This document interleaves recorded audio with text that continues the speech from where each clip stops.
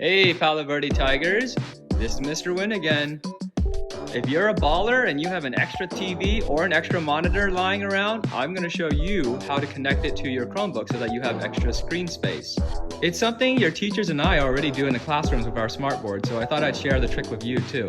Before you try to do this, make sure you have permission from your mom or dad. Now, you're going to need an HDMI cable, and then you need your Chromebook. Next, you're going to connect your Chromebook.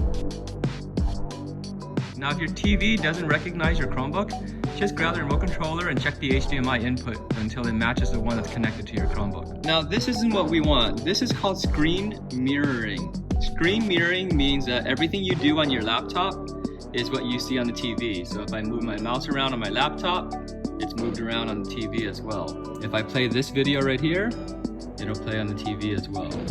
So what you're going to do to fix this is you're going to go to the settings to make some changes. Alright, so what you need to do to extend the desktop. Alright, so what you need to do to fix the mirroring problem is, so to fix your screen mirroring issue, you're going to click on the bottom. So in order to fix the screen mirroring issue, you're going to go into your Chromebook settings. To access that, you're going to click on the bottom right hand corner of the Chromebook, and then click on the settings option that appears right here. And then from there, where it says search settings up here, you're going to type in display, and then click on the first option that appears. Now you'll see that this option right here, mirror built-in display, is checked. Go ahead and uncheck that box. And what that does is it separates your Chromebook monitor from your TV or your second monitor.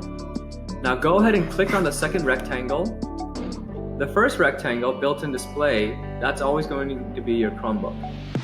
Now go ahead and scroll down, and what we're going to do right now is we're going to change the resolution of our TV to kind of match our Chromebook's resolution. So your Chromebooks are about 1366 by 768, so find something that's similar to that. I have this option right here that's 1360. I'm going to click on that and then confirm. And what that does is it resizes your TV to kind of match your Chromebook's display right here. Now the last thing you're going to do is you're going to drag your TV and place that rectangle on top of your Chromebook rectangle like that. What that does is it places your TV virtually above your Chromebook. So when I move my mouse cursor up here, it'll transition into the TV. And then when I move it back down, it'll come back down into my Chromebook. Now, for most of you, your TV is going to be placed higher than your Chromebook, so this makes sense logically.